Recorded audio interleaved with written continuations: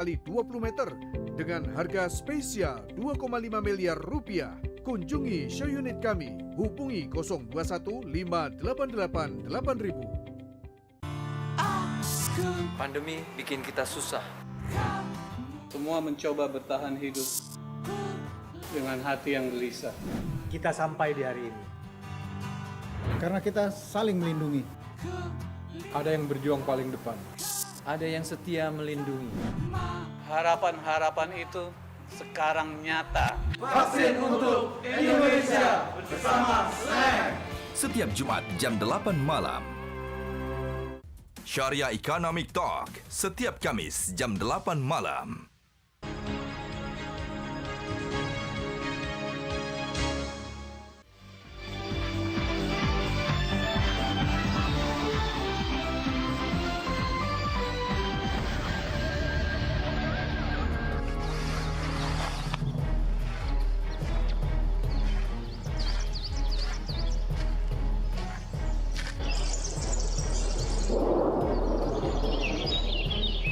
Sicily's Mount Etna erupted again in the early hours of Sunday, spewing lava and releasing thick plumes of ash.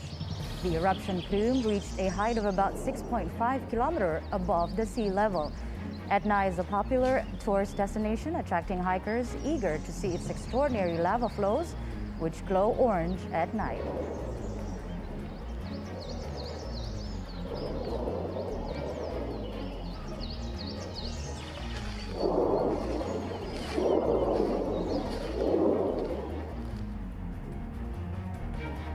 Hello, a very good evening. You're watching World News on Metro Global Network. I'm Kania Sutisnawinata. We are live from Jakarta, and here are up top stories. We are updating you with the latest stories from Lara, who portrayed Tarzan in the 1990s television series Tarzan: The Epic Adventures, and is one of 7 people believed killed in a plane crash Saturday, May 29th, in a Tennessee lake.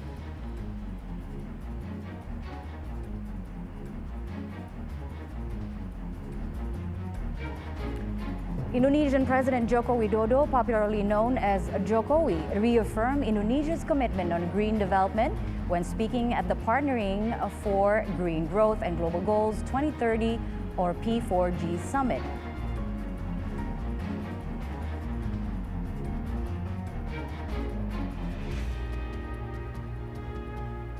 Investigators are continuing the search for the bodies of 7 people believed killed in the crash a day earlier of a small jet into a Tennessee lake. Rutherford County Fire Rescue Captain John Ingle says recovery efforts are ongoing at Percy Priest Lake near Smyrna, southeast of Nashville. Efforts also are focused on examining an extensive debris field in the lake.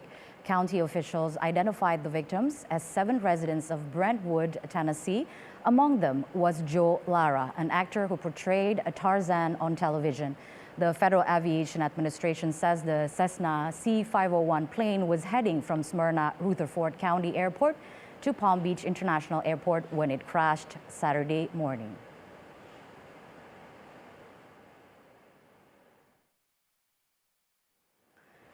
Lara, who portrayed Tarzan in the 1990s television series Tarzan: The Epic Adventures, is one of 7 people believed killed in a plane crash Saturday, May 29th in a Tennessee lake.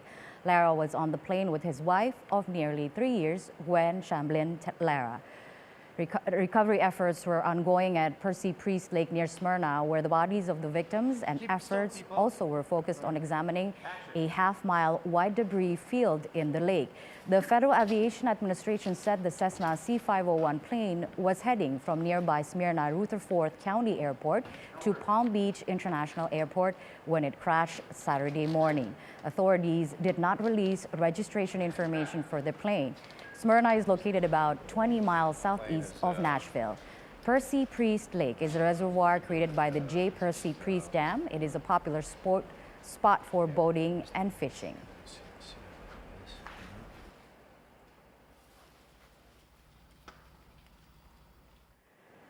A day of mourning was declared in the Italian region of Piedmont on Sunday, and people observed a minute's silence in the memory of the 14 victims who died in a cable car incident. At noon, in the small village of Stresa, where the cable car departed from, people stood in silence, and many of the bars and restaurants had their shutters half closed. The cable car line reopened on April 26 after lockdown and transported sightseers to the top of the Motarone Peak overlooking Lake Maggiore. After the lead cable broke, the cabin reeled back down the line until it hit the pylon and pulled off entirely. It crashed to the ground and rolled over down the mountainside until it came to rest against some trees, and 14 people were killed. Meanwhile, 3 people arrested over last week's cable car disaster in northern Italy were released from prison late Saturday following a decision by the investigating judge. They had been detained after 14 people died in the tragedy, which happened when a cable snapped, causing a cabin to crash to the ground.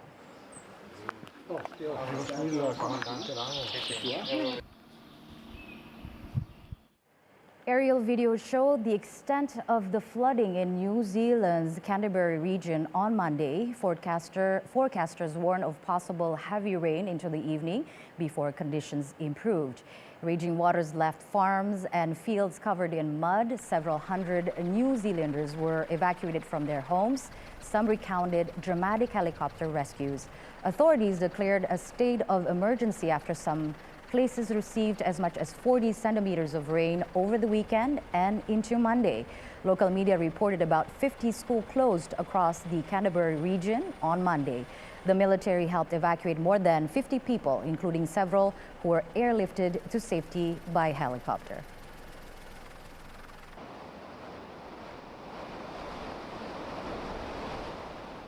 Thousands of Peruvians marched through the streets of Lima last Saturday, some of them to support President candidate Keiko Fujimori, but others participated against communism and terrorism. Thousands of Peruvians marched through the streets of Lima on Saturday in favor of right-wing presidential candidate Keiko Fujimori in a demonstration dubbed, quote, for democracy and peace, unquote. However, some protesters said they participated in the rally not to support Fujimori. They marched against communism and terrorism. Many participants wore jersey of the Peruvian soccer team and shouted, "No to communism," while others carried white banners with the letter K, which is the symbol of Fujimori. Some demonstrators have claimed without proof that Free Peru Party presidential candidate Pedro Castillo has links with the terrorist group Shining Path, also calling him a communist. The leftist candidate has denied any links.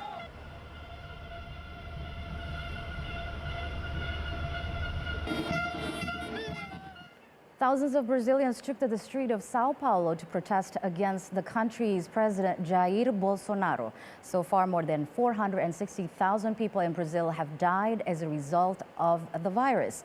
Chanting and holding signs, protesters marched from Paulista Avenue to downtown, calling for the impeachment of Bolsonaro and criticizing the way he's handling the coronavirus pandemic.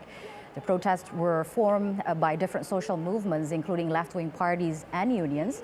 There were also calls from other demonstrators for further rights for Black, indigenous people and women in the country.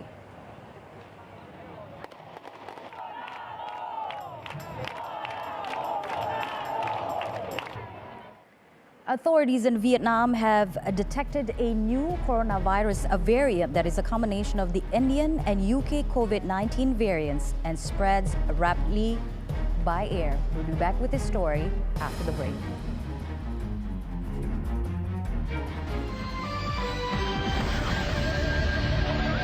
Peringatan Hari Tanpa Tembakau Sedunia tahun 2021 yang mengangkat tema berani berhenti merokok apapun jenisnya merupakan momentum yang tepat untuk menggaungkan komitmen dan tekad para perokok untuk berhenti merokok. Pemerintah berupaya memastikan seluruh masyarakat untuk memiliki akses berhenti merokok melalui layanan konseling berhenti merokok Quitline. Saya menghimbau seluruh stakeholder di pusat dan daerah, para tokoh masyarakat, tokoh agama, dan seluruh masyarakat untuk berperan aktif mendukung upaya berhenti merokok dengan membantu menciptakan lingkungan yang lebih sehat dan senantiasa agar selalu disiplin dalam menerapkan protokol kesehatan.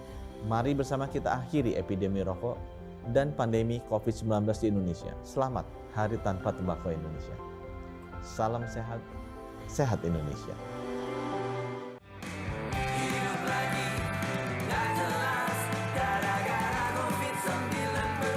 Karena corona masih ada, terus pakai masker.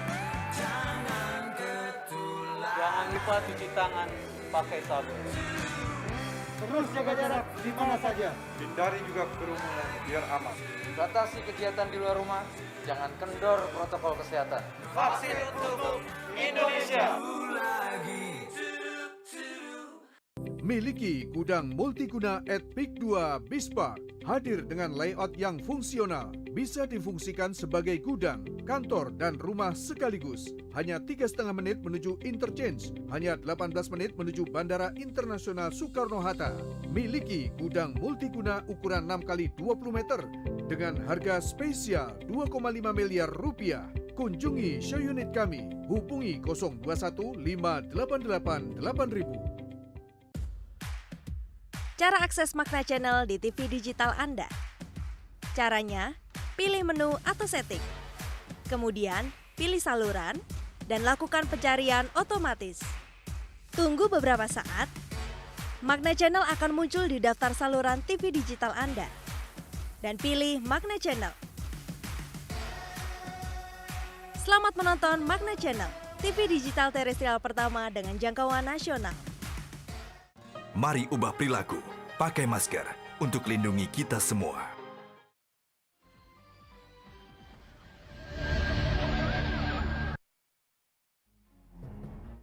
South Korean President Moon Jae-in reiterated his commitment to achieving carbon neutrality by 2050 at an address to the P4G Virtual Climate Summit on Sunday. Moon said that technological innovations were key to reaching the goal and that South Korea was focusing on the potential of hydrogen. Moon added that 110 South Korean companies have pledged to replace their 1.2 million vehicles with electric vehicles or hydrogen cars. Over 100 financial institutions and the National Pension Fund have also announced their support for carbon neutrality.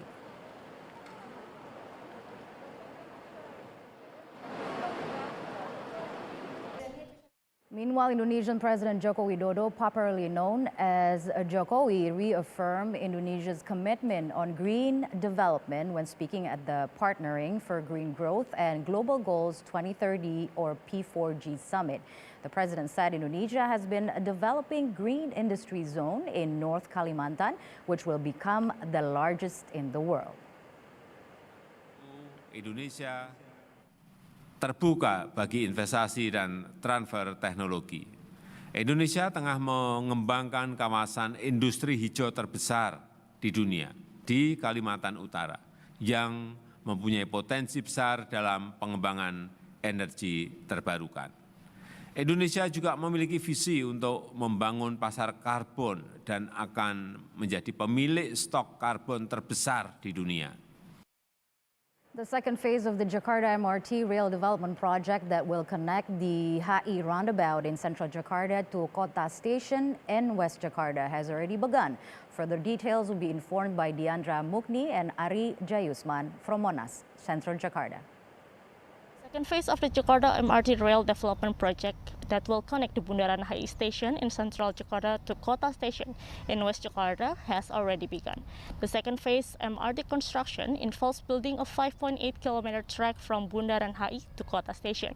There will be 7 train stations in the second phase of construction, which consists Tamrin, Monas, Harmoni, Sawah Besar, Mangga Besar, Glodok, and also Kota station. This phase 2A development is divided into 2 segments. First segment is from HI station to Harmoni, and then second segment is from Harmoni station to Kota station. And up until now, the development progress of the phase 2A has reached 16.56%, which is a little bit higher than the targets which is set up by the MRT Jakarta. And MRT Jakarta has already started to build the box of the station, either it is in Monas station or in Tamrin station also. And then They also have done some preparation for the arrival of the tunnel boring machine that will do the drilling from the Bundaran HI Station until Kota Station. The segment 1, or from Bundaran HI Station to Harmony Station, is targeted to be finished in March 2025 and will be operated in April 2025. And meanwhile, segment 2 from Harmony to Kota Station is targeted for completion in August 2027. From Jakarta, Diandra Mukni, Arija Yusman, Metro TV. And back to Road. Authorities in Vietnam have detected a new coronavirus, a variant that is a combination of the Indian and UK COVID-19 variants and spreads rapidly by air, Vietnamese health minister said last weekend. Vietnam's health ministry has detected a suspected new coronavirus variant, which is said to be a hybrid of two highly transmissible strains, but since late April, Vietnam has reported a sharp increase in COVID-19 cases. Over 6,000 confirmed infections were reported in the past month alone, according to Johns Hopkins University data. The World Health Organization said on Saturday its virus evolution working group was working with officials in Vietnam to confirm the possible new coronavirus variant after 4 people were confirmed to be infected with a suspected new strain. Vietnam has confirmed more than 3,500 new cases and 12 deaths in the last few weeks, increasing the country's total death toll to 47.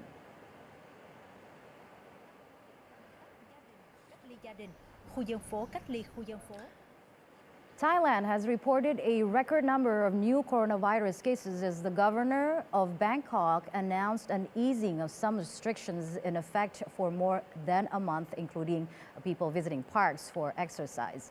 Thailand has been fighting to deal with a virus surge that began in early April in a group of nightclubs in Bangkok and has since spread around the country. The government reported a record over 5,000 new cases, of which nearly 2,000 were in prisons. Confirmed death increased by 19 to bring the total over 1,000 since the pandemic began. Thailand has recorded a total over 150,000 infections, and so far over 3% of Thailand's roughly 69 million people have received at least one vaccine dose. The government has secured just 7 million vaccine doses in total. Government criticism is mounting due to inadequate supplies for its vaccination program and perceived disorganization as Thailand faces its largest surge yet.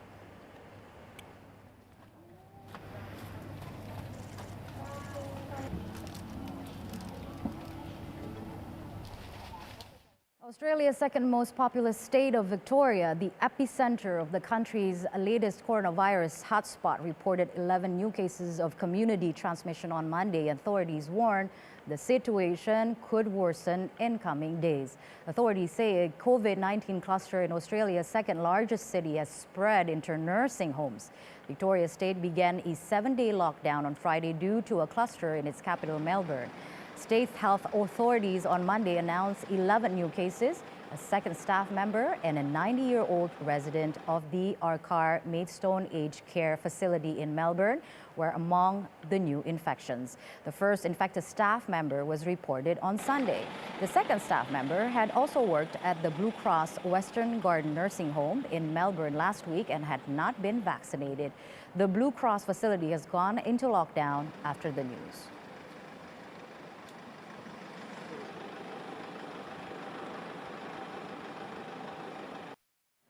In another news, fans have started streaming to the revamped Roland Garros for the 2021 French Open. The Parisian Grand Slam is back in May sunshine after being rescheduled in 2020 due to the coronavirus pandemic. Only 5,400 visitors will be allowed to enter the venue each day for the first 10 days of the tournament, which is an increase on the daily cap of 1,000 last year. France is currently under stage 2 of the government's coronavirus restrictions, and residents are still subject to a 9 p.m. curfew. This means players will be playing to an empty arena for 9 out of the 10 night sessions, which are introduced for the first time at the French Open this year.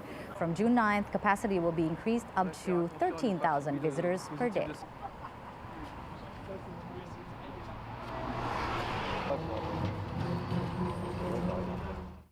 And coming up on World News, Mary J. Blige was inducted into the Apollo Theater Iconic Walk of Fame. We'll be back with more.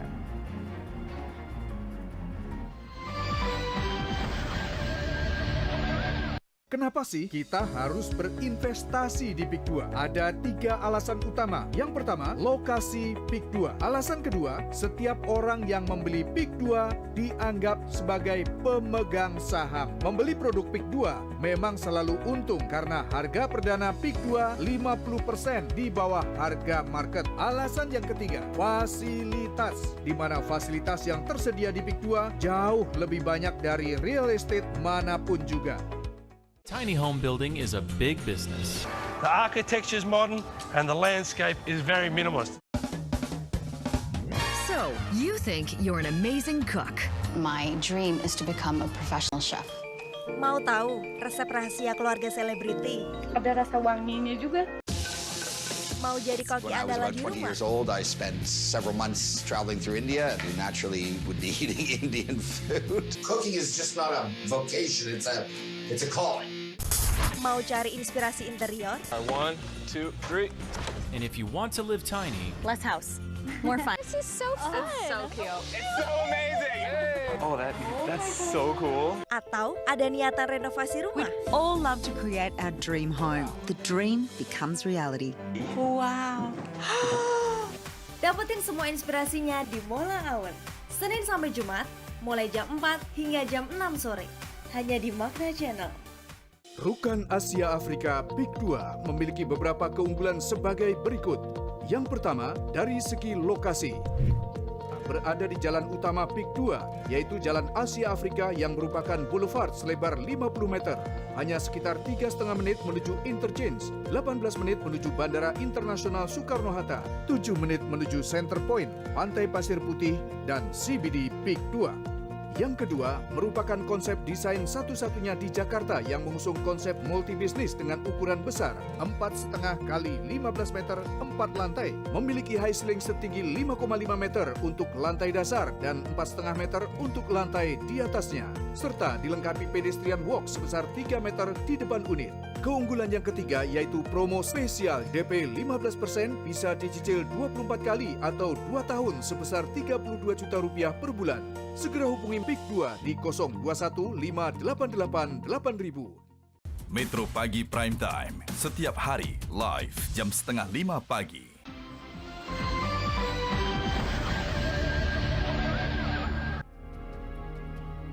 British Prime Minister Boris Johnson has married his fiancée, Carrie Symonds, in a small private ceremony. The couple wed Saturday at Westminster Cathedral in front of a small group of friends and family, Johnson's office said Sunday, confirming newspaper reports that were published overnight. Aerial footage taken Sunday showed an open-sided marquee and gazebo set up in the garden of 10 Downing Street. The couple have reportedly sent save-the-date cards to family and friends for a celebration on July 30th. 2022. Johnson and Symonds, a Conservative Party insider and environmental advocate, announced their engagement in February 2020.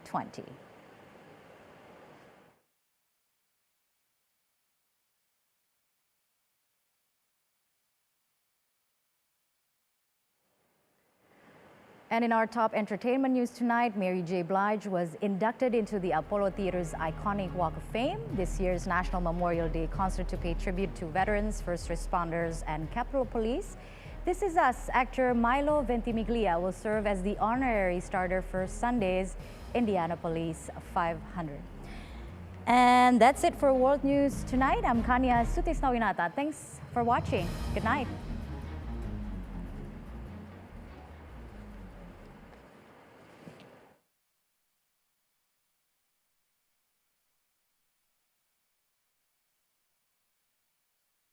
Friday morning on May 28. Nestled in the historic New York City neighborhood of Harlem, Blige stood under the Apollo marquee, surrounded by media and fans as she accepted the honor. Blige joins other legends like Michael Jackson, Quincy Jones, Patti LaBelle, Smokey Robinson, Gladys Knight and the Pips, Little Richard, Ella Fitzgerald, The Temptations, and more. During her brief remarks to the crowd, she announced that her My Life documentary will premiere next month.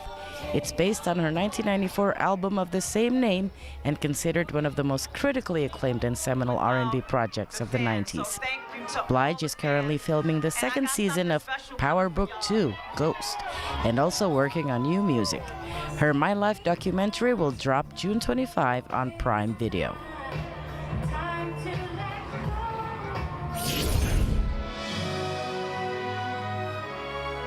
This year's annual National Memorial Day concert will be a little different, according to co-host and actor Joe Mantegna. The coronavirus pandemic prevented the usual get-together on the west lawn of the U.S. Capitol building, but the show will go on. The 32nd edition features performances and appearances by General Colin Powell, Gladys Knight, Vince Gill, Sarah Bareilles, Alan Jackson, The Four Tops, Steve Buscemi, Joe Morton, Mary McCormack, with a special performance of the national anthem by Mickey Guyton. Also participating in the event are members from the U.S. Army Herald Trumpets, the U.S. Army Voices and Army Chorus, the Soldiers Chorus of the U.S. Army Field Band, the U.S. Navy Band Sea Chanters, the U.S. Air Force Singing Sergeants, and service color teams provided by the Military District of Washington, D.C. There will be appearances by Joint Chiefs of Staff from the Pentagon and a message from General Mark A. Milley, Chairman of the Joint Chiefs of Staff. In addition to the musical performances, there will be a tribute to American nurses from the Vietnam War, a 20th anniversary remembrance of 9/11, and the 70th anniversary of the Korean War. That is so patriotic. The concert, which this year honors veterans as well as first responders and the Capitol Police, aired on PBS Sunday, May 30, 2021 at 8 p.m. ET and on the American Forces Network. The concert will also be streamed on Facebook, YouTube, and available as video on demand May 30 to June 13, 2021. So don't you dare miss it. And its members who lost their lives serving. We got it. Thank you. This Is Us actor Milo Ventimiglia served as the honorary starter for Sunday's Indianapolis 500. Ventimiglia will wave the green flag and start the 105th running of the race. Ventimiglia plays family patriarch Jack Pearson on the show and is a 3-time Emmy nominee for Best Actor. IMS President Doug Bull said Milo's passion for racing and speed make him the perfect choice for this exciting race day honor. Doesn't hurt that he's a star as well.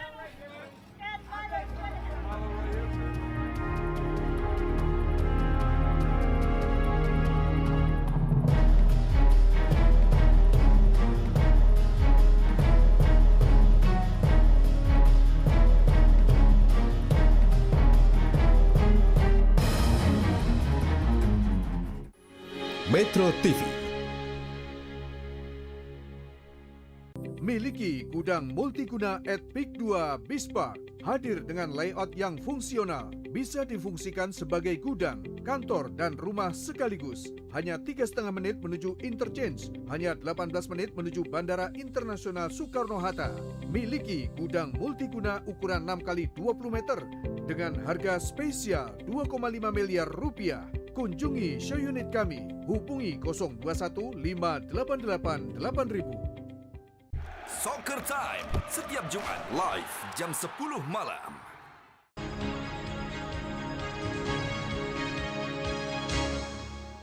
Indonesia tanah air beta, pusaka abadi nan jaya. Indonesia sejak dulu kala tetap puja bangsa. Indonesia tanah air beta, pusaka abadi nan jaya. Indonesia sejak dulu kala tetap dipuja bangsa. Di sana tempat lahir beta, dibuai dibesarkan bunda, tempat berlindung di hari tua sampai akhir menentu. tempat berlindung di hari tua sampai akhir menutup mata.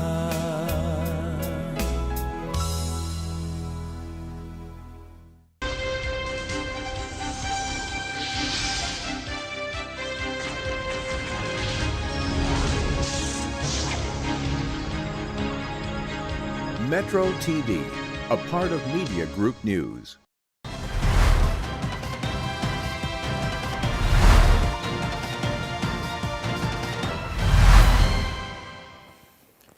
Pemirsa, inilah headline news pukul 00 waktu Indonesia Barat. Dari Sri Lanka, kami informasikan para petugas pemadam kebakaran masih berupaya memadamkan api yang membakar kapal MV Express Pearl pada 25 Mei lalu di lepas pantai Colombo.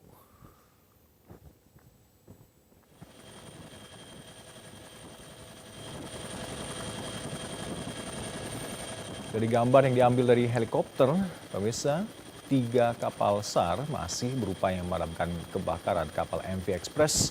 Asap pekat masih terlihat dari dalam kapal yang terbakar pada 25 Mei lalu. Tim SAR juga melibatkan pasukan Angkatan Laut Sri Lanka untuk memadamkan kebakaran ini. Kepolisian Sri Lanka telah membentuk tim investigasi untuk menemukan penyebab pasti kebakaran kapal ini. Namun, Angkatan Laut Sri Lanka menduga penyebab kebakaran bersumber dari cairan kimia yang diangkut kapal ini. Seperti diketahui pada 25 Mei lalu, kapal dengan awak berjumlah 25 orang ini meledak di tengah laut. Seluruh kru yang berasal dari Filipina, Tiongkok, dan Rusia berhasil diselamatkan.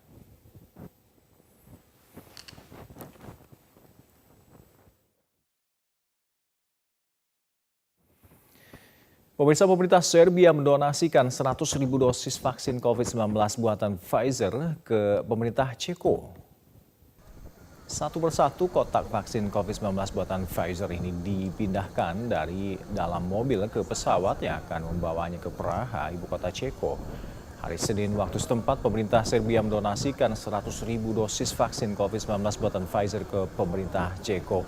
Perdana Menteri Serbia, Ana Brnabic, dan juga Duta Besar Ceko untuk Serbia, Tomas Krusta, ikut menghadiri acara pengiriman vaksin ini. Pemerintah Ceko berterima kasih pada pemerintah Serbia yang telah memberikan bantuan vaksin COVID-19. Saat ini Ceko memiliki stok vaksin COVID-19 terbatas sehingga tidak bisa menggelar vaksinasi massal.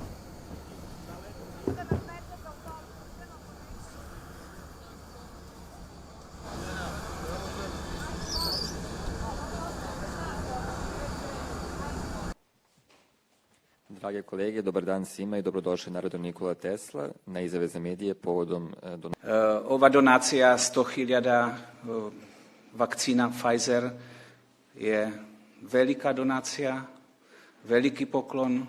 My u Češkoj. Demikian headline news saat ini, pemirsa. Kami akan kembali untuk Anda 1 jam mendatang. Sampai jumpa.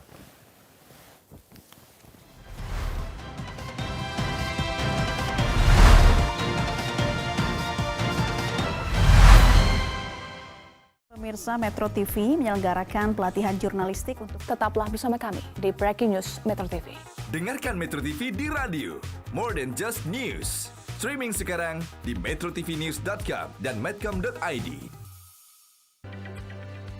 Menuju rehat malam bersama program-program berita Metro TV. Rangkuman berita pilihan hari ini di dalam negeri dan mancanegara. Saya Iqbal Himawan akan menemani Anda dalam program Top News. Laporan perkembangan terkini serta dari dunia olahraga. Jumpa lagi di Metro Sport. Selamat malam pemirsa, Metro Malam kembali hadir menjumpai. Kami dampingi Anda menutup hari, memastikan malam Anda terisi dengan informasi yang baik dan terkonfirmasi. Metro TV, knowledge to elevate. Pandemi menguras energi.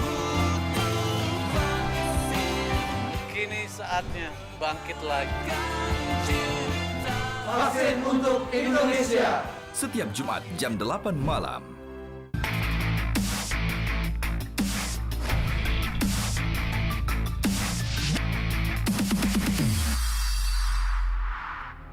Good evening, and you are watching Asia Prime, live on Metro Globe Network with me, Sarah Wayne. And I'm Ralph Tambobolo, and glad you can join us for the next 60 minutes. We have prime stories from all over the world, and here are our top stories for tonight.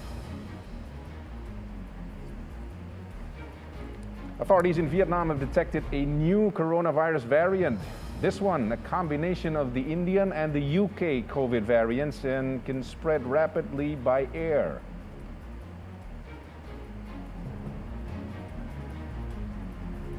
This one-year delay to this Olympics alone has cost $2.8 billion, and billions more are being spent on new safety protocols.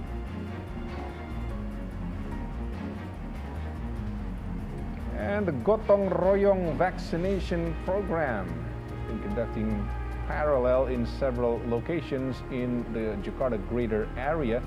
The next step for Indonesia to speed up the vaccination process.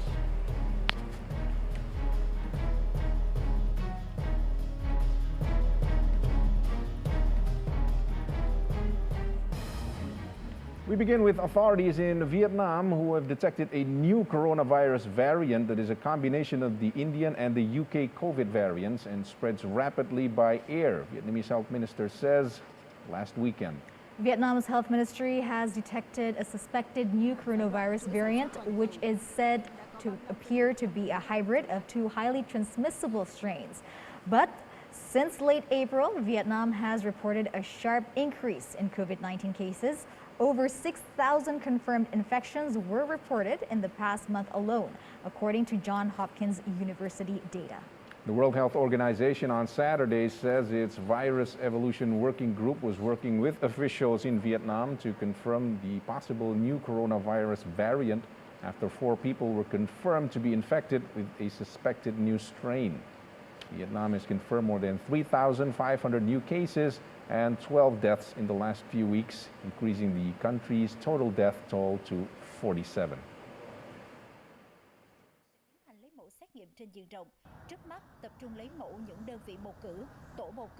Ukraine's 44-year-old ambassador to Thailand, Andriy Beshta, suddenly collapsed and died from an apparent heart attack in his hotel room at a resort on a Paradise Island on Sunday. Ukraine's ambassador to Thailand, Beshta, had arrived on Thailand's idyllic Isle of Koh Lipe on Friday with his 17-year-old son to bid farewell to a tourism buddy before he left his job to return home. Beshta's son told island cops that his ambassador dad went to sleep around 11 p.m. Saturday, then woke up at 4:30 a.m. violently ill. The ambassador threw up until he lost consciousness and died soon after. A preliminary hospital autopsy concluded he died from a heart attack.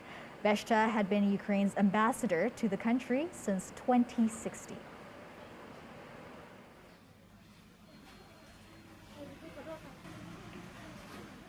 The body of an American climber who died on Mount Everest earlier this month was flown by helicopter to Kathmandu on Sunday. 55-year-old Pue Liu had reached the climbing feature named the Hillary Steps, located between South Pole and the summit, but had to return because snow blindness and exhaustion. This according to expedition organizers. With the help of support team members and additional oxygen, he was brought back to the camp at South Pole but died soon afterwards. Liu's body was carried down to camp number 2, picked up by helicopter on Saturday before being transported to the nearest airfield at Lukla before being flown to Ruvan University Teaching Hospital in Kathmandu. An autopsy will be carried out before the body is handed over to the U.S. Embassy in Kathmandu. 4 people were killed this year on Mount Everest, fewer than in previous years. Altogether, 408 foreign climbers were issued with permits to scale Everest this year during the spring climbing season.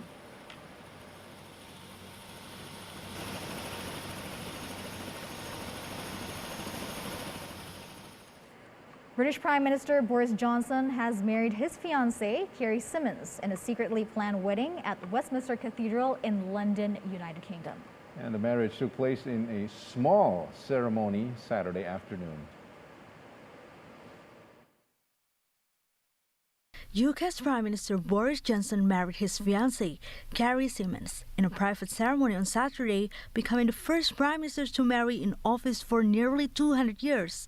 Mr. Johnson and Miss Symonds married at Westminster Cathedral in central London, UK, where their son Wilfred was baptized last year.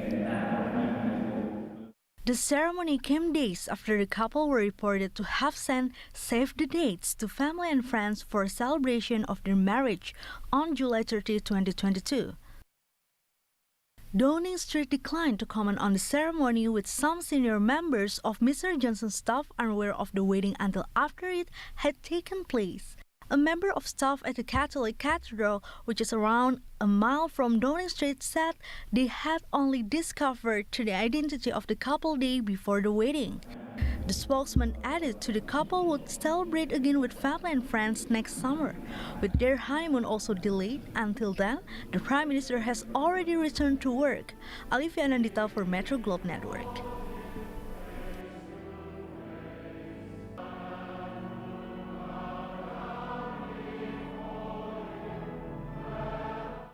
The Tokyo Olympic torch relay headed to the beach on Sunday for the first of 2 days in coastal Fukui Prefecture. Unlike several torch relay stops which were run behind closed doors due to COVID restrictions, this time torch bearers were allowed to run on the streets in Fukui and spectators were permitted along the route. The Tokyo Olympic torch relay is scheduled to visit all 47 prefectures of Japan over the next 121 days and will be ended with the cauldron lighting in Sabai City. COVID-19 has raised the stakes of hosting the Olympics to unprecedented levels. This one-year delay to this Olympics alone has cost $2.8 billion, and billions more are being spent on new safety protocols, maintaining the payroll of thousands of staffs for another year, and not being able to sell apartments at the athletes' village. Japan is already paying dearly for the event, with costs ballooning from the initial $7.3 billion budget to potentially more than $26 billion. This is the most expensive summer Olympic on the record.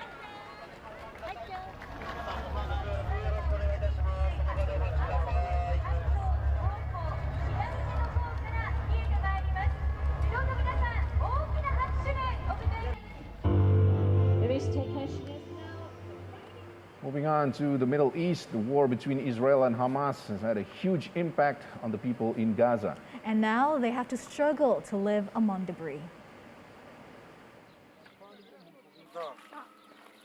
People in Gaza Strip are still suffering the trauma of family separations created by the 11-day bloodshed between Hamas and Israel, with many homeless people managing to survive without jobs. The conflicts caused massive devastations and loss of life to the region.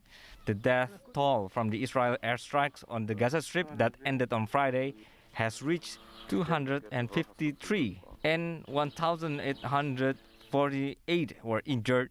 This is according to the health minister in Gaza.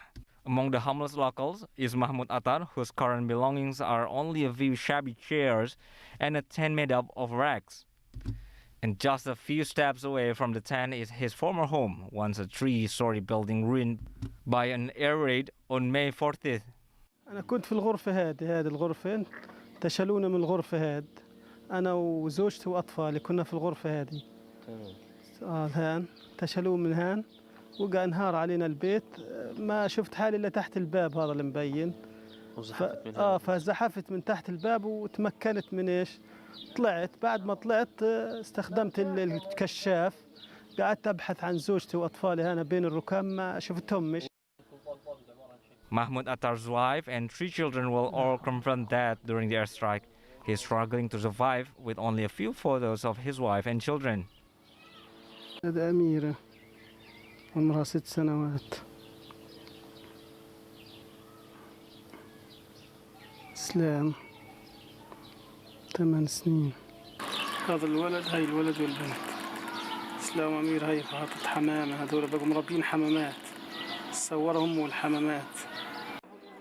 However, Mahmoud had a little time to grieve. He is trying to take care of his brother who survived the airstrike but was injured and could only barely move on crutches. Without relatives and jobs, the 2 brothers could only rely on a small amount of assistance to live in tents. An Egyptian brokered ceasefire agreement came into effect on May 21st between Israel and Hamas. For the Gazans, whose families were broken by the airstrikes, a ceasefire deal can hardly heal the trauma of war, despite rebuilding their destroyed houses. كل أغراضي جواك ذكريات يعني أنا عشت أنا وزوجتي وأطفالي في هذا البيت 15 سنة كل الذكريات هذه ال 15 سنة راحت في لحظة، يعني أصبحت رماد. أصبحنا بلا هدف، بلا حياة، بلا مستقبل، بلا معنى، بلا أي معنى للحياة. Anggia Sibuan for Metro Globe Network. The chairman of an Israeli small hardline party on Sunday said he would try to form a unity government with Prime Minister Benjamin Netanyahu's opponents, taking a major step toward ending the 12-year rule of the Israeli leader. In a nationwide address, Yamina Party leader Naftali Bennett says he had decided to join forces with the country's opposition leader Yair Lapid. The pair have until Wednesday, to complete a deal in which they are expected to each serve 2 years as prime minister in a rotation deal. Lapid's Yesh Atid party says negotiating teams were to meet later on Sunday. Now, a unity government would end the cycle of the deadlock that has plunged the country into 4 inconclusive elections over the past 2 years. And it would also end, at least for the time being, the record-setting tenure of Netanyahu, the most dominant figure in Israeli politics over the past 3 decades. Bennett, a former Netanyahu aide turned rival, said he was taking the dramatic step to prevent yet another election.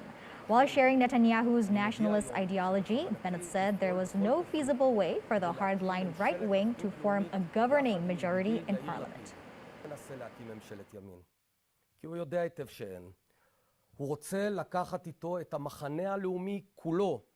And stay with us here on Asia Prime as we have more stories coming your way. You're watching Metro Globe Network.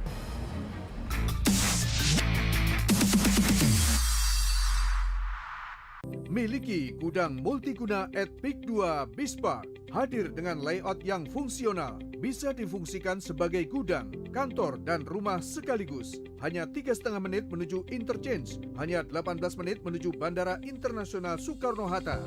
Miliki gudang multiguna ukuran 6x20 meter.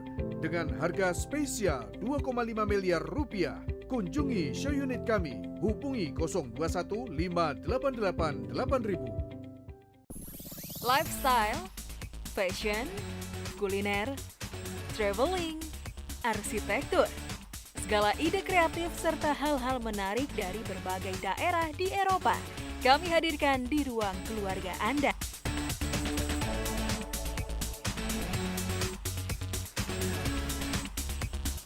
Euromax setiap Senin jam 7:30 malam.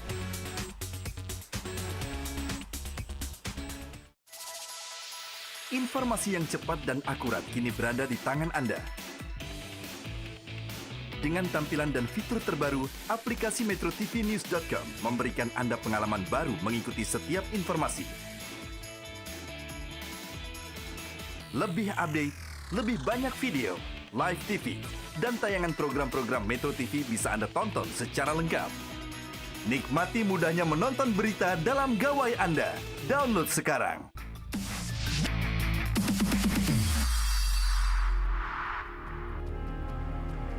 The 14th batch of the COVID-19 vaccine has arrived at Soekarno-Hatta International Airport in Tangerang, Banten today. Total of 8 million doses of bulk vaccine from China pharmaceutical company Sinovac have arrived safely. Indonesia has received 8 million doses of bulk vaccine from China pharmaceutical firm Sinovac today.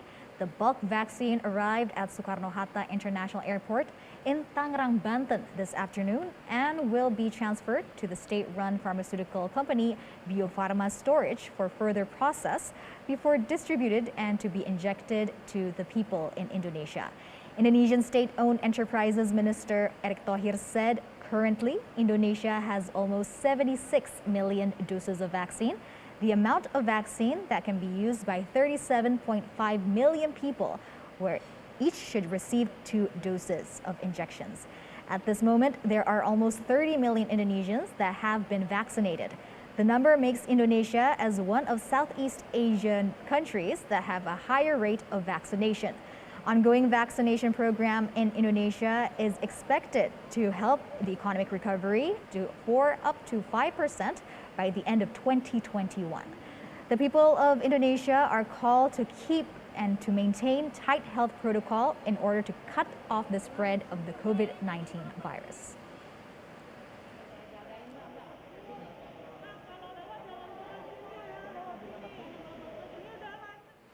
Media Group employees are joining the Gotong Royong vaccination program beginning today, taking place at Grand Metro TV's lobby. 1,000 employees join this two-day vaccination, which will head on until tomorrow. Here's more on the story.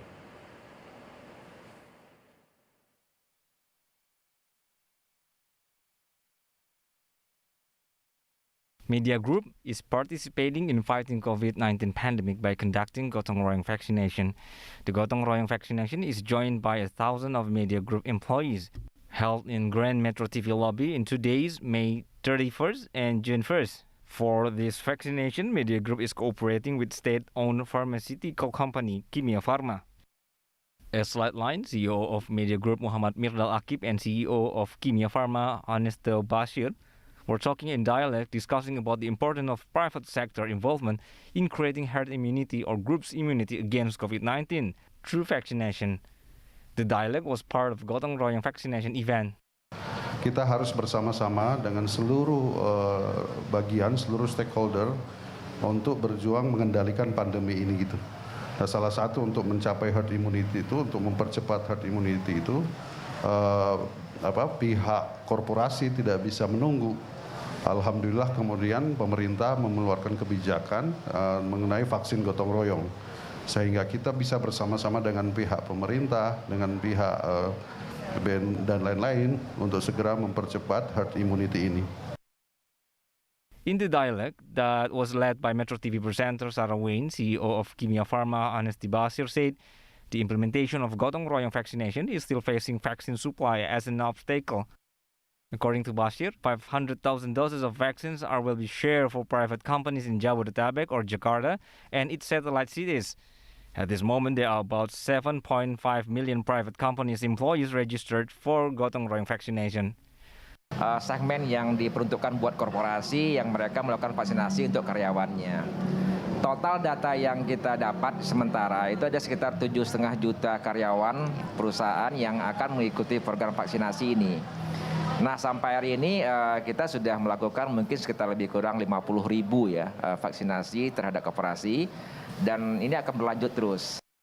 Gotong Royong vaccination has been conducting parallel in several locations in Jabodetabek. 75% vaccine provided for Gotong Royong vaccinations allocated for private companies and 25% other for state enterprises.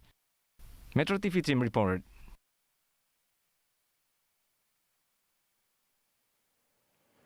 And how will this Gotong Royong vaccination program impact the private industries here in Indonesia?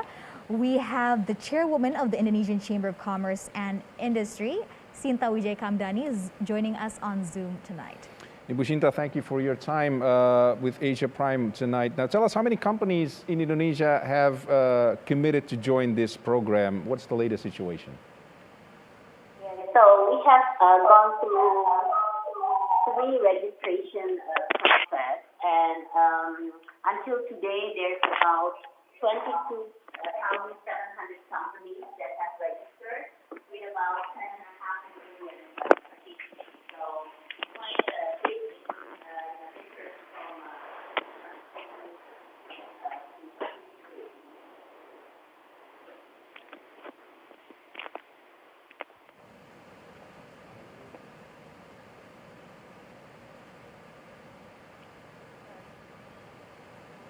Okay, Bu Cinta, we're having a bit of technical sound difficulties here, as I believe that you have answered that, but would you mind repeating again for the audience, yes, for the viewers? Okay, so we have gone through, Kadin has opened registration for companies who are interested in participating, and until today there's about 22,700 companies with about 10.5 million participants that have been registered through Kadin for the Gotong Royong program.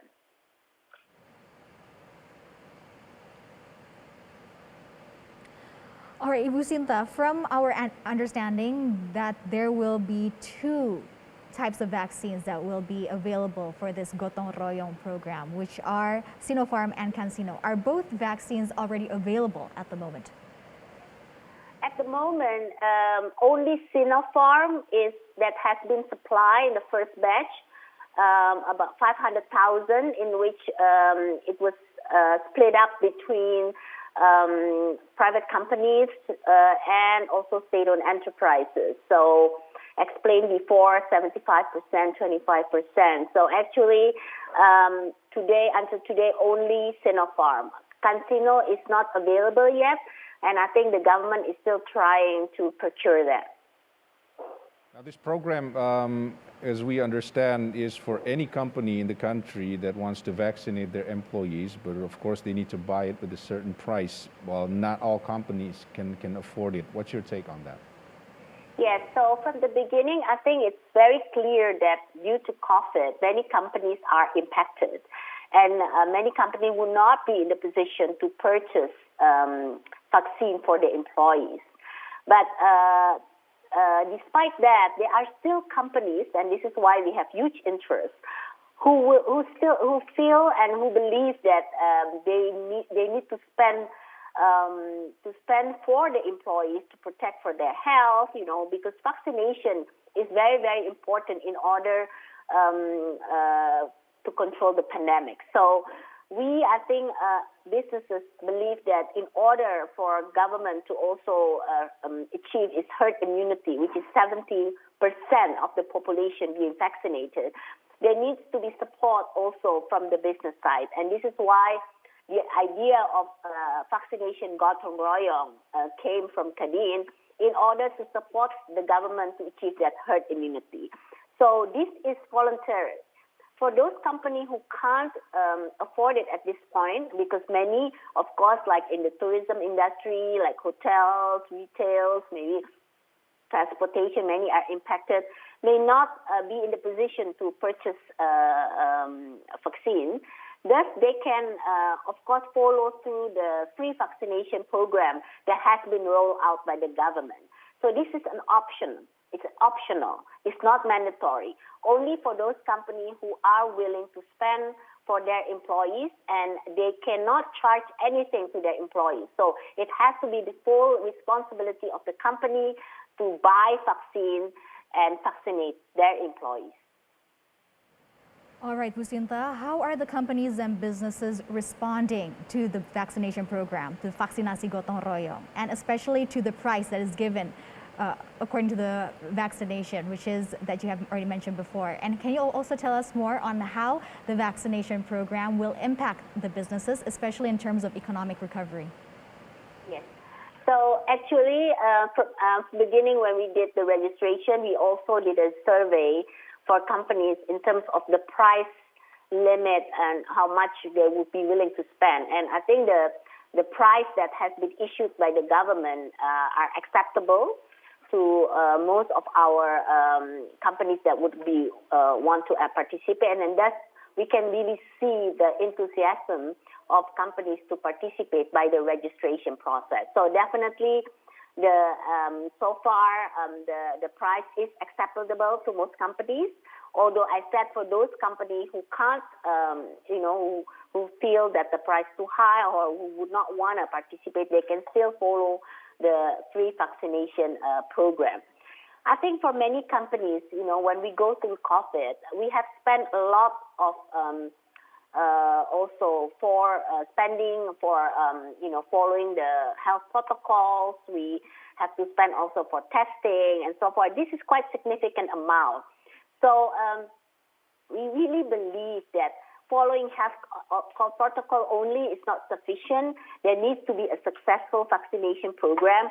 And we really believe that this is really the key to the economic recovery. Because if the government can't control COVID, it's very, very difficult, even if the government gives all the stimulus, do more structural reform, for us to really boost up back our economy. So I think this is a game changer. We need the vaccination program to be successful, and thus the idea of Gotong Royong is participation of many stakeholders in terms of reaching the target that the government wants.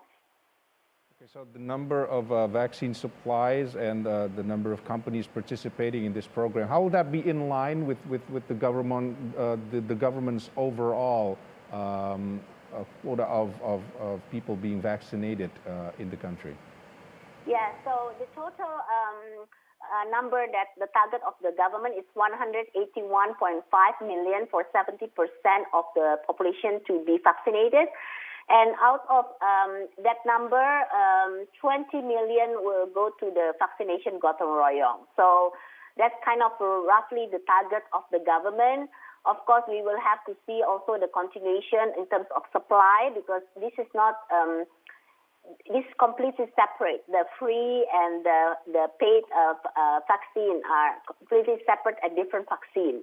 And we cannot also use the facilities of the government, the healthcare facilities and so forth. So that really has to be separate.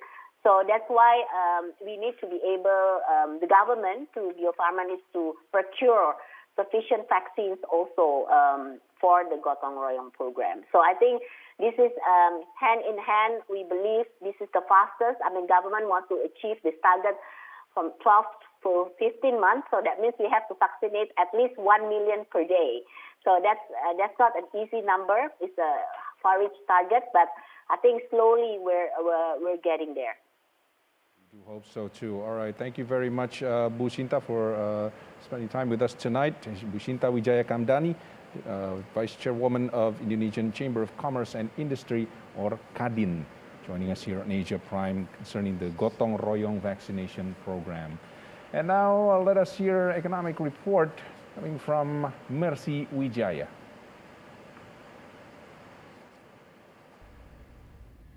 Asian shares were mixed in Monday as China's official manufacturing purchasing managers index for May came in at 51, a slightly decrease from the previous month's reading at 51.1. Over in Southeast Asia, the FTSE Bursa Malaysia KLCI index fell around 1%. Those losses came as the country is set for a nationwide lockdown from June the 1st to June the 14th, following a spike in COVID infections nationally. Investors are also watching the number of COVID-19 cases in Indonesia, as well as emerging new infections clusters across the country linked to the Eid Mubarak holiday roughly a week after the holiday season. On Monday Street, Jakarta Stock Exchange Composite Index rose almost 1.7% due to the optimism about Indonesia's economic growth in the second quarter of 2021 that was predicted to grow at 7 to 8%. For Wednesday trade, Jakarta Stock Exchange Composite Index is expected to move higher, testing a new resistance level at 6,000. From Jakarta, I'm Mercy Wijaya reporting for Asia Prime Metro Globe Network. Stay with us on Asia Prime. Right after the break, we'll be right back with more news and information from all over the globe.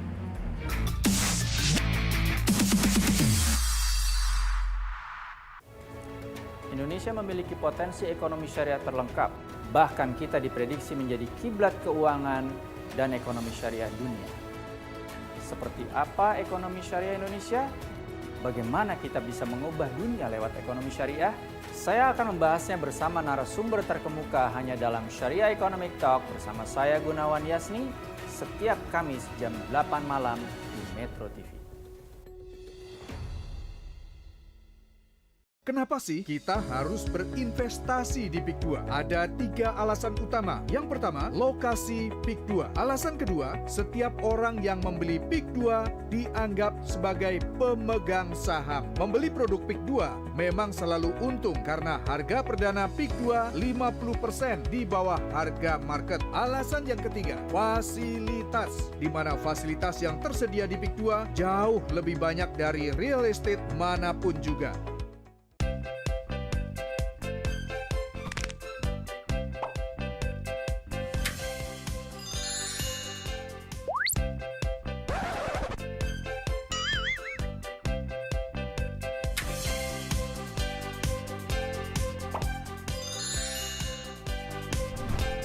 Buka pikiran Anda, perluas wawasan, dapatkan sudut pandang baru dari sosok-sosok inspiratif. Unlock with Billy Boon. Setiap Sabtu di pekan terakhir setiap bulannya. Tiny home building is a big business. The architecture is modern and the landscape is very minimalist. So, you think you're an amazing cook. My dream is to become a professional chef. Mau tahu resep rahasia keluarga selebriti? Ada rasa wanginya juga. Mau jadi koki andalan di rumah? When I was about 20 years old, I spent several months traveling through India, and we naturally would be eating Indian food. Cooking is just not a vocation; it's a calling. Mau cari inspirasi interior? 1, 2, 3. And if you want to live tiny, less house, more fun. This is so fun. It's so cute. It's so amazing. Oh, that's so cool. Atau ada niatan renovasi rumah? We all love to create our dream home. The dream becomes reality. Wow. Dapetin semua inspirasinya di Mola Hour. Senin sampai Jumat, mulai jam 4 hingga jam 6 sore. Hanya di Magna Channel.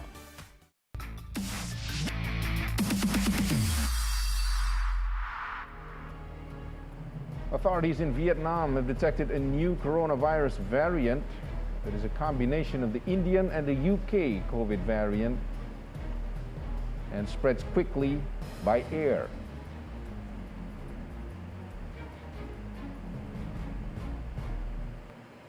The one-year delay to this Olympics alone has cost $2.8 billion, and billions more are being spent on new safety protocols.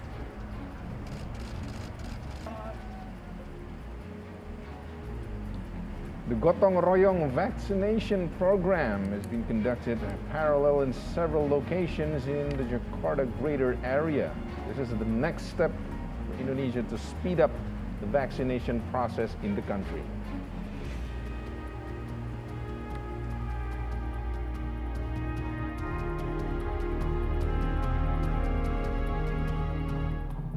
Australia's Olympic softball squad left Sydney bound for Japan on Monday and will be among the earliest arrivals for the Tokyo Games. Australia's chief de mission told reporters at Sydney Airport that Australia is very comfortable with the level of protocols that are in place. The so-called Aussie Spirit will be in camp in Oda City, north of Tokyo, and will narrow the squad down from 23 to 15 ahead of their opening Olympic game against host Japan on July 21st, 2 days before the official opening ceremony.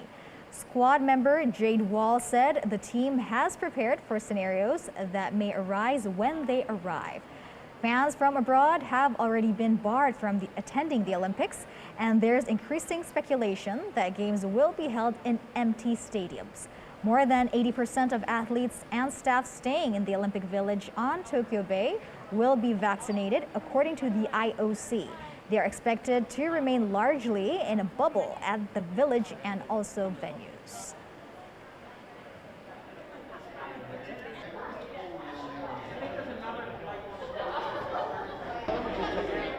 And for the latest update, here's from our contributor Xiao Ying in Tokyo, Japan. Thank you, Jakarta. There are some developments going these few days. The thing is, the government still makes sure that the Olympic is still on schedule. The Olympic Flame for Tokyo 2020 began its 2-day visit in Fukui Prefecture on Saturday. The first torchbearer of the day was Masaji Ogino, who participated in the Beijing Olympics as a member of the Japanese men's volleyball team.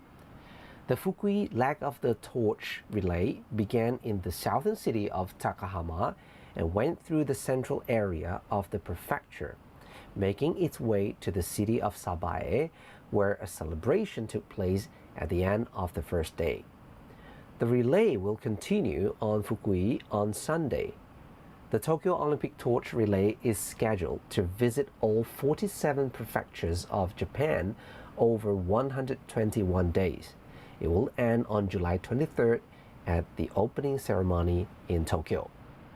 Meanwhile, Japan extended a coronavirus state of emergency in Tokyo and other areas for 20 more days, with infections still not slowing as it prepares to host the Olympics in just over 50 days. The government said it is aware of many concerns about holding the Games this summer, but he is confident to hold the Games with antivirus measures. The current state of emergency in the capital and 8 other metropolitan areas was to end on Monday, hopefully. But hospitals in some areas are still overflowing with COVID-19 patients, and serious cases have recently hit new highs. The 20-day extensions covers 9 areas ranging from Hokkaido in the north to Fukuoka in the south. A 10th area, the southern island prefecture of Okinawa, is already under emergency state through June 20. Let's take a look on Prime Minister's statements. の方々から不安や懸念の声があることは承知しています。そうした声をしっかりと受け止め、関係者と協力しながら安全安心の大会に向けて取り組みを進めております。当面は緊急事態宣言を解除できるようにしたいと思います。そうした中で選手や大会関係者の感染対策をしっかり講じて安心して参加できるようにするとともに国民の命と健康を守っていく、これがまずは前提です。 A good hope comes from Great Britain's Olympic women's football team. They have been assured the Tokyo Games will be hugely safe, despite increasing calls in Japan for its cancellation. This is only the second time that Team Great Britain have entered a women's football team since the introduction of the sport to the Olympic program in 1996.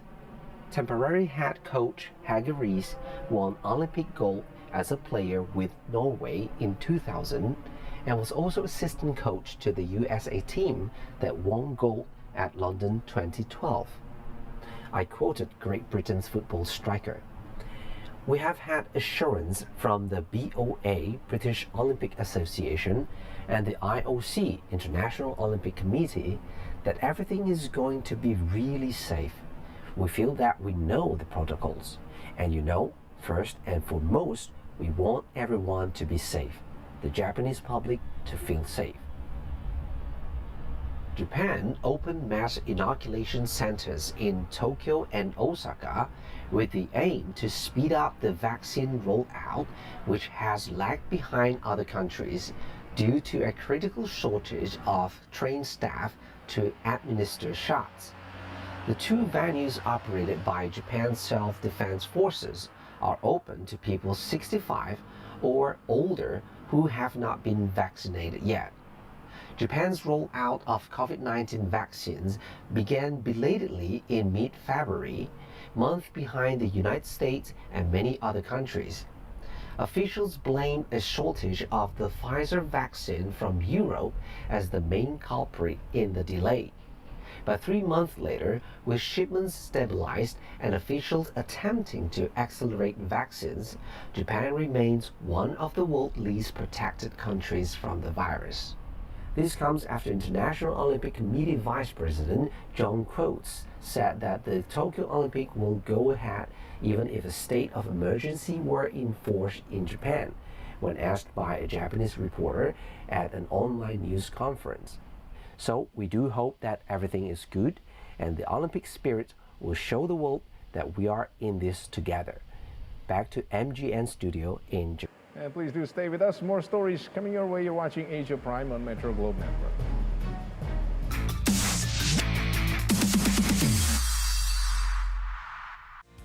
Beragam info menarik yang dekat dengan kearifan lokal masyarakat Indonesia, kami kemas secara apik, ringan, juga menghibur.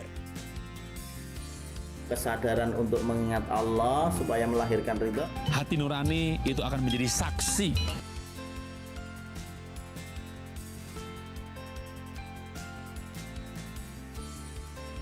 Pusparagam Indonesia, Sabtu dan Minggu jam 5 sore di Magna Channel. Miliki gudang multiguna at Peak 2 Bispark. Hadir dengan layout yang fungsional, bisa difungsikan sebagai gudang, kantor, dan rumah sekaligus. Hanya 3,5 menit menuju interchange, hanya 18 menit menuju Bandara Internasional Soekarno-Hatta. Miliki gudang multiguna ukuran 6x20 meter dengan harga spesial 2,5 miliar rupiah. Kunjungi show unit kami, hubungi 021 588 8000. Tiny home building is a big business. The architecture is modern and the landscape is very minimalist. So, you think you're an amazing cook. My dream is to become a professional chef. Mau tahu resep rahasia keluarga selebriti? Ada rasa wanginya juga. Mau jadi koki When I was andalan about di 20 rumah? years old, I spent several months traveling through India. We naturally would be eating Indian food. Cooking is just not a vocation, it's a calling. Mau cari inspirasi interior? 1, 2, 3. And if you want to live tiny, Less house, more fun. This is so fun. It's so cute. It's so amazing! Oh, that's so cool. Atau ada niatan renovasi rumah? All love to create our dream home. The dream becomes reality. Wow. Dapetin semua inspirasinya di Mola Awan. Senin sampai Jumat, mulai jam 4 hingga jam 6 sore. Hanya di Magna Channel.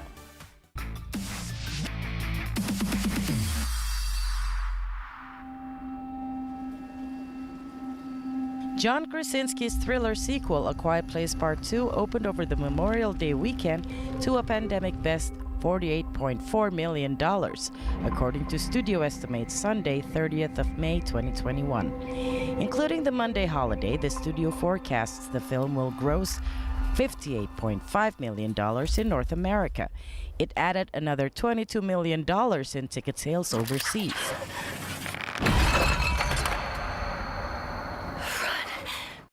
The film's performance cheered a movie industry that has been punished and transformed by the pandemic.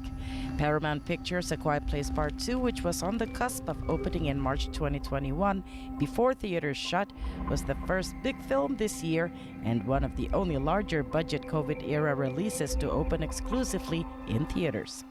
Many studios have trotted out hybrid release plans during the pandemic, debuting films simultaneously in the home. The Walt Disney Company did that this weekend with its live-action PG-13 Cruella de Vil prequel, Cruella, making it available to Disney Plus subscribers for $30. In theaters, it grossed $21.3 million, Disney said, and an estimated $26.4 million over the four-day weekend. Cruella also added $16.1 million in 29 international territories. Disney didn't say how much the film made on the company's streaming platform. Many theaters, particularly in New York and Los Angeles, are still operating with social distancing measures. But guidelines are thawing. Last week, the nation's top theater chains, AMC, Regal, and Cinemark, said they would no longer require vaccinated moviegoers to wear face masks. That's scary. She thought she owned everyone. It's foolish. Unhinged. Well, you're fired. Why are you speaking? Well, there you have it. Now the question is, out of those movies, which have you seen? Well, Ralph, the truth is I haven't watched either of them just yet. But don't worry, just watching the trailers, it's quite intriguing, both movies, The Quiet Place 2 and also its reviews, and of course, Cruella, the spin-off of the villain, of the Disney villain. Well, for me, actually, I want to watch anything. Anything right now, go to missing theaters. going to the movies. Exactly, the experience itself. Moving on, somebody that perhaps not many people would miss. Well, that's up for debate. Actor Bill Cosby will not be paroled this year. It's after refusing to participate in sex offender programs during his nearly 3 years spent in state prison in Pennsylvania. Here's more. The 83-year-old Cosby has long said he would resist the programs and refuse to acknowledge wrongdoing, even if it means serving the full 10-year sentence. This is the first year he was eligible for parole under the 3 to 10-year sentence handed down after his 2018 conviction. Cosby spokesman Andrew Wyatt called the decision appalling and said Cosby vehemently proclaims his innocence. Cosby, meanwhile, hopes the state Supreme Court, which heard his appeal in December, will reverse his conviction in the first celebrity trial of the #Me Too era. Cosby's lawyers say the trial was flawed because 5 other accusers were allowed to testify to support the sexual assault complaint filed by a former Temple University basketball team manager. They also say the judge should not have let the jury hear Cosby's damaging testimony from accuser Andrea Constand's related civil suit. Cosby is serving his sentence at Cy Phoenix in Montgomery County. The case stems from a 2004 encounter with Constant at his estate near Philadelphia. Cosby broke racial barriers in Hollywood in the 1960s and had a top-ranked sitcom, The Cosby Show, on television from 1986 to 1992.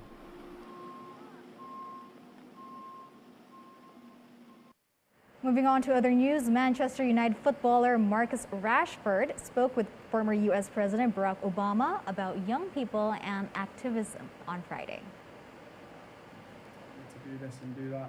Manchester United footballer Marcus Rashford met with former U.S. President Barack Obama virtually in a Zoom conversation organized by Penguin House.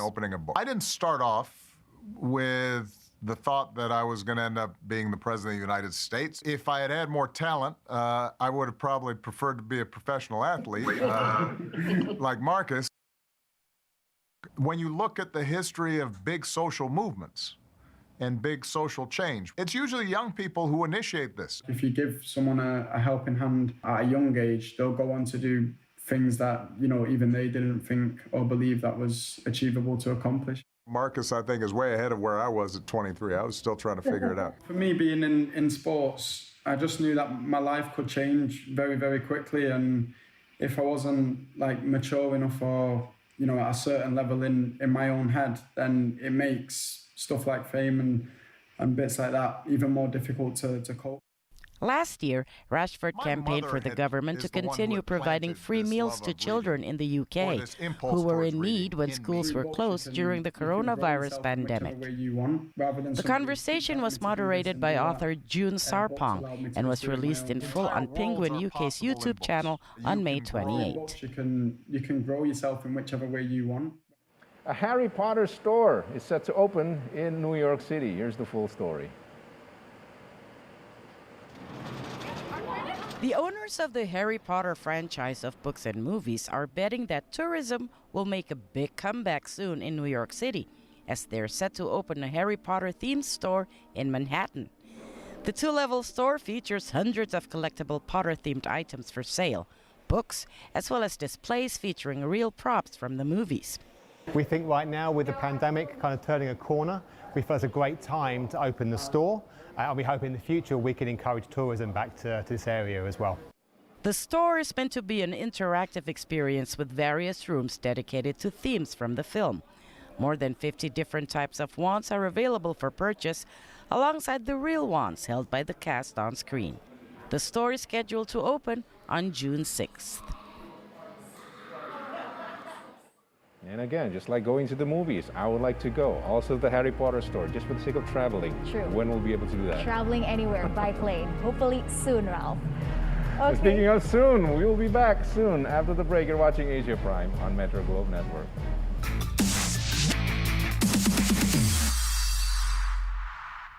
Bangun pagi dengan suasana hati baik, siap memenangi hari dan dengan semangat untuk menyapa Selamat Pagi Indonesia. Kami siap hari ini.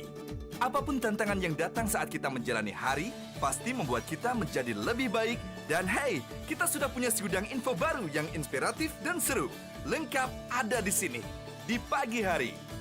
Di Selamat Pagi Indonesia, setiap Senin sampai Sabtu, jam 8:30 pagi. Disiplin pakai masker. Hindari risiko sangat tinggi penularan COVID-19 saat tidak memakai masker. Risiko penularan tinggi saat orang sakit tanpa masker berinteraksi dengan orang sehat dengan masker. Risiko penularan sedang jika orang sakit yang memakai masker berinteraksi dengan orang sehat tanpa masker. Dan risiko rendah saat keduanya memakai masker. Memakai masker dapat menurunkan risiko terinfeksi virus corona. Ayo pakai masker sekarang. Tiny home building is a big business. The architecture is modern and the landscape is very minimalist. So, you think you're an amazing cook. My dream is to become a professional chef. Mau tahu resep rahasia keluarga selebriti? Ada rasa wanginya juga. Mau jadi koki andalan di rumah? When I was about 20 years old, I spent several months traveling through India. We naturally would be eating Indian food. Cooking is just not a vocation, it's a calling. Mau cari inspirasi interior? 1, 2, 3. And if you want to live tiny, Less house. More fun. This is so fun. It's so cute. It's so amazing. Oh, that's so cool. Atau ada niatan renovasi rumah? All love to create our dream home. The dream becomes reality. Wow. Dapetin semua inspirasinya di Mola Awan. Senin sampai Jumat, mulai jam 4 hingga jam 6 sore. Hanya di Makna Channel.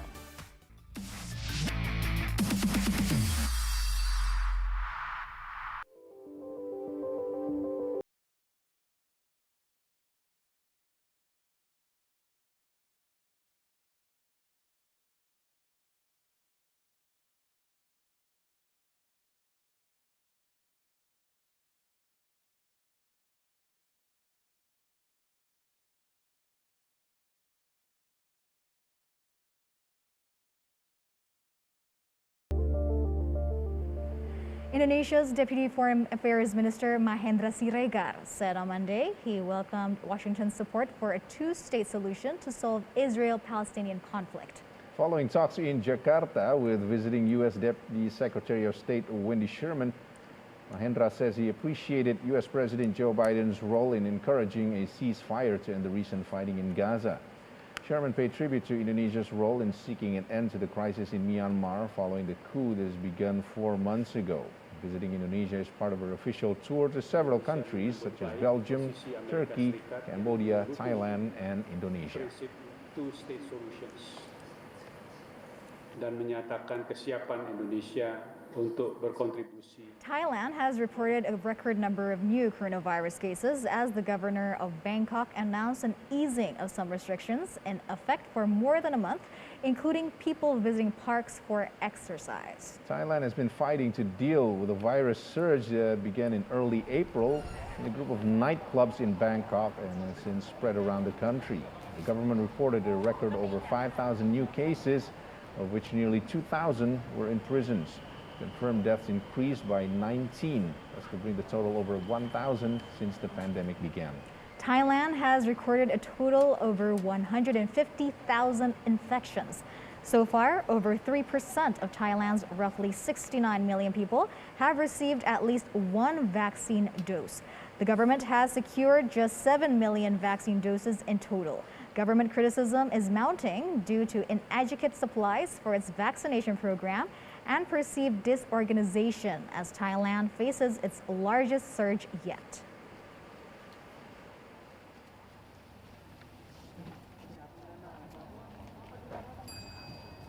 Moving on to Australia, its second most populous state of Victoria. The epicenter of the country's latest coronavirus hotspot reported 11 new cases of community transmission Monday, and authorities there warned the situation could worsen in the coming days. Authorities say a COVID-19 cluster in Australia's second largest city has spread into nursing homes. Victoria State began a 7-day lockdown on Friday due to a cluster in its capital, Melbourne. State health authorities on Monday announced 11 new cases. A second staff member and a 90-year-old resident of the R-Care Maidstone Aged Care Facility in Melbourne were among the new infections. The first infected staff member was reported on Sunday. The second staff member had also worked at the Blue Cross Western Gardens nursing home in Melbourne last week and had not been vaccinated.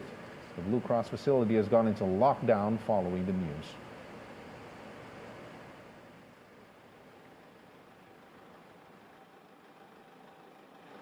There are more than 50 Victorians living with the virus right now. And that wraps up Asia Prime for tonight. I'm Ralph Tambubolan. And I'm Sarah Wayne. Thank you for your audiency and good night.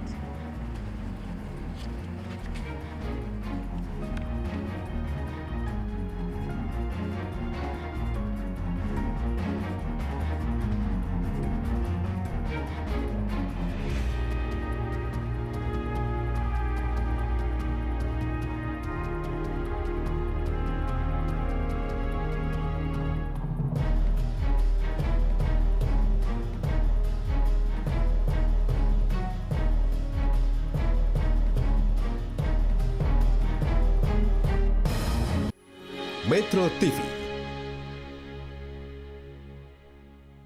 Editorial Media Indonesia.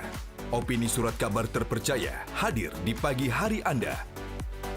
Membahas isu secara tajam dan mengulas peristiwa dengan lebih mendalam. tampil matang dengan dialog interaktif, mengajak Indonesia menyikapi permasalahan bangsa dengan terukur dan cerdas. Editorial Media Indonesia, Senin sampai Sabtu, live jam 7:30